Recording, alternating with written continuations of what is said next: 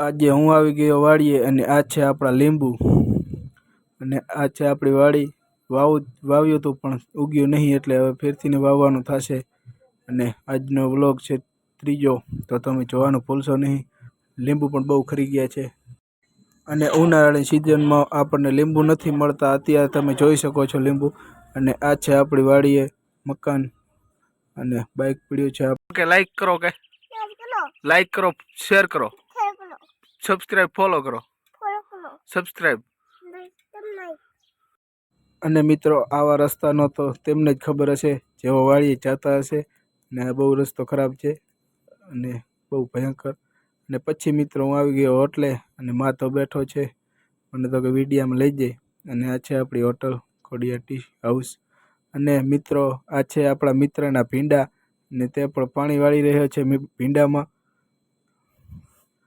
અને અક્ષયભાઈ આવી ગયા અને લાઇટરથી રમવા માંડ્યા। રાણે કેમ રમકડું હોય તમે જોઈ શકો છો શરમાય પણ છે થોડા અને પછી મિત્રો સાંજના આપણે નવરા બેઠા હતા તો જોઈ શકો છો સાંજનો વ્યૂ અને આ છે સાંજનો નજારો અને એકદમ શાંત નજારો છે।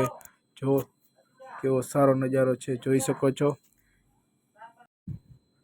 અને મિત્રો પછી આપણે નવરા બેઠા હતા તો લાઇટરથી રમી લીધું થોડીક વાર આનંદ આવે એવું। मैं गरीब हूँ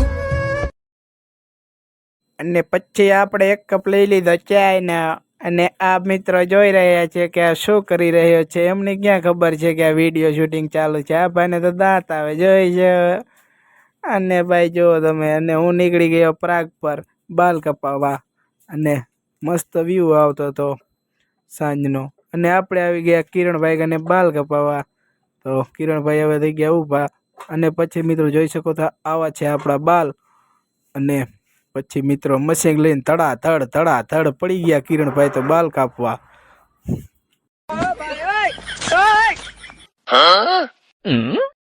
અને પછી આપણા મિત્રો બાલ કપાઈ ગયા છે અને જોઈ શકો છો બાલ તમે પણ આવો કિરણભાઈની દુકાને એને બાલ કપાવો। અને પછી મિત્રો હું આવી ગયો પ્રકાશ કને ને આ છે પ્રકાશ રાઘાણી અને તેમની બકાલાની દુકાન છે પ્રાગ પર। આ છે પ્રાગ પર ગામ અને આજનો વ્લોગ આટલો હતો। લાઈક શેર કરો।